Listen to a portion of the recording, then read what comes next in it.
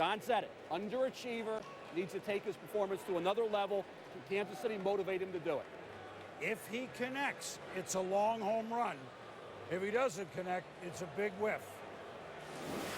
You'll watch the kid, and I'll tell you what, John's right. There are some games where he's quiet, and he shouldn't be. But there are also some games where he flashes, and you watch him here.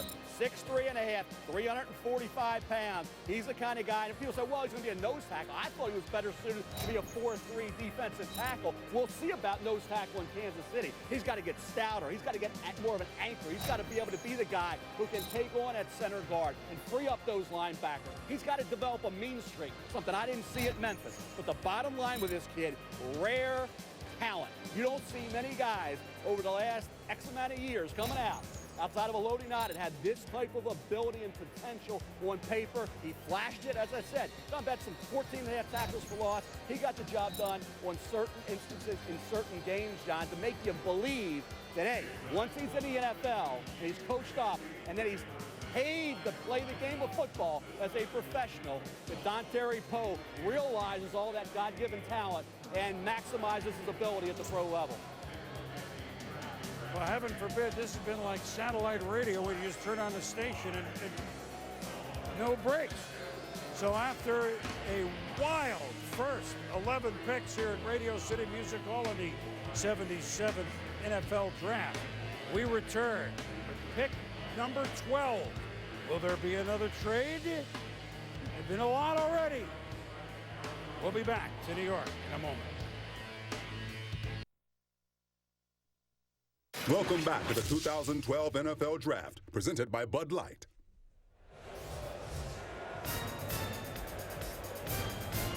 Welcome back, everybody, to pick number 12. And Mel, now who?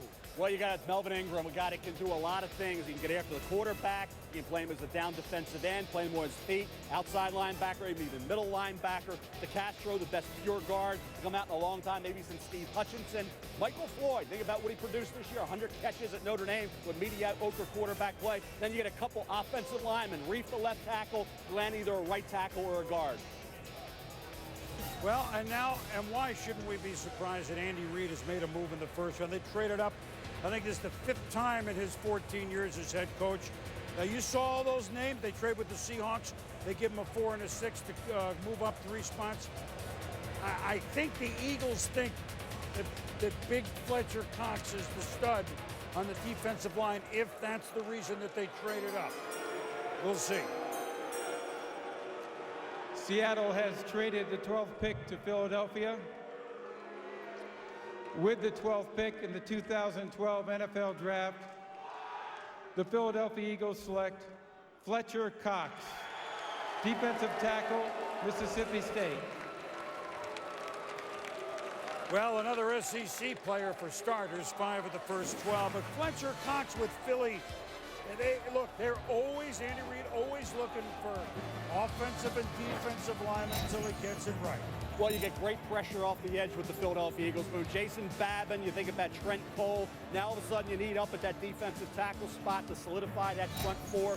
Fletcher Cox, 6'4", 298. Think about this past year. He got off to a slow start. You watched him early, you didn't like him. Defensive tackle Fletcher Cox not making plays, suspended for the season opener, violation of team rules. Then he struggled. Then he finally got it together. He started as the season went along.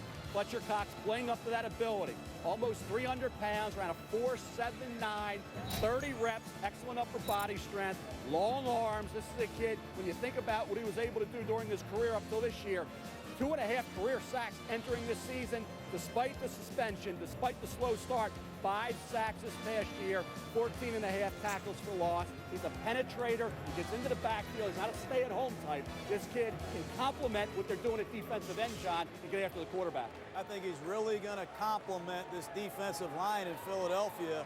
Their defensive line coach, Jim Washburn, likes these wide defensive ends screaming off the corner. And they need an inside pass rush presence like Cox, so quarterbacks can't step up. They also need a defensive lineman that can go chase Robert Griffin III of the Washington Redskins. This kid plays gap to gap at Mississippi State. He's looping all the time. He's slanting. He rarely comes off square. I think that's what he's going to do in Philadelphia. play square and come off the ball and get after opposing quarterbacks. I like this pick by Philadelphia. Well, remember the Philadelphia Eagles, who signed everybody and their brother in the offseason a year ago, I should say in the offseason, the very short signing period in the offseason, pretty much stood pat this offseason. They re-signed Deshaun Jackson. They signed an under-the-radar defensive pick in DeMeco Ryans. So you add this pick, Cox, with DeMeco Ryans and a team that was 4-8, fumbling inside the red zone or interception, all of a sudden won their last 4 and realized, we should be in this thing. We should be in the playoffs and Super Bowl contenders. That's what they're thinking this year off an 8-8 season.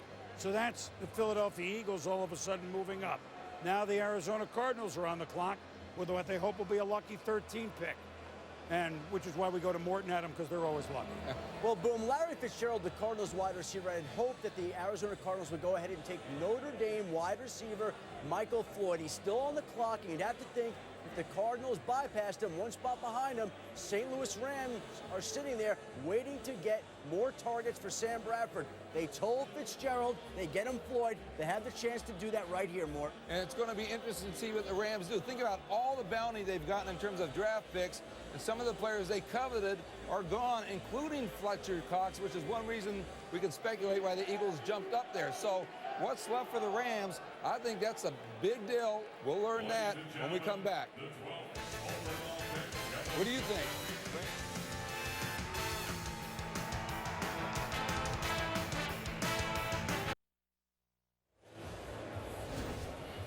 Welcome back to New York. The 77th NFL draft has been anything but dull.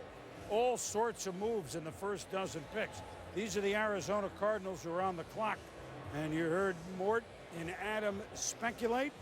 The speculation is over for a team that finished 8-8, going 7-2 down the stretch. With the 13th pick in the 2012 NFL Draft, the Arizona Cardinals select Michael Floyd, wide receiver, Notre Dame.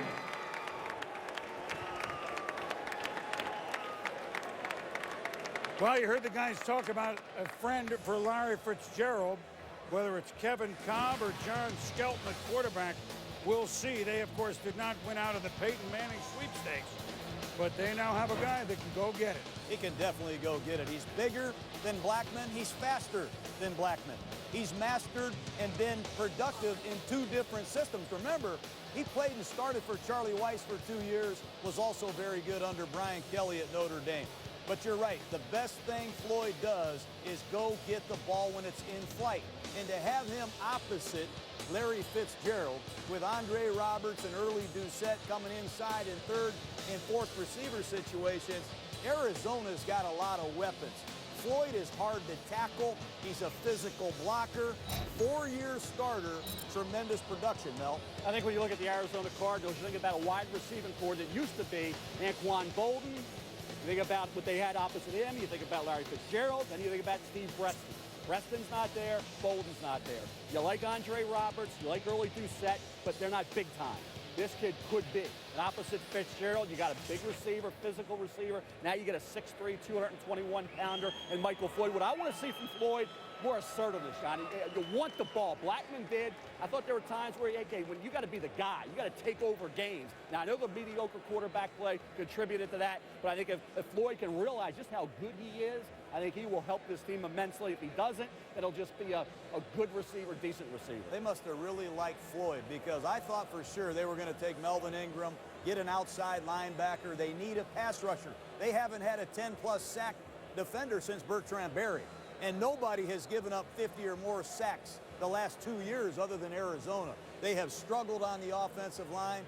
Could have gone that route also. They must have really liked Floyd to take him over an outside backer like Ingram and an outstanding offensive tackle like Cordy Glenn or Reif from Iowa. Exactly right, John. Riley Reif certainly could have been in play there. Could have made an argument for Melvin Ingram. But I think when the maturity of Michael Floyd late in his career, I think he finally got it and realized, hey, I'm talented. I got a chance to be an early round pick. I got to get everything together. He did. And I think when you look at Floyd right now and you talk about a kid that big who ran a 4.42 at the combine, vertical 36.5 inches, that's what we talked about. 2 inches taller than Blackman, 11 pounds heavier and faster. Yeah, Blackman went early. Floyd goes around the middle of the first round. He's going to get an opportunity to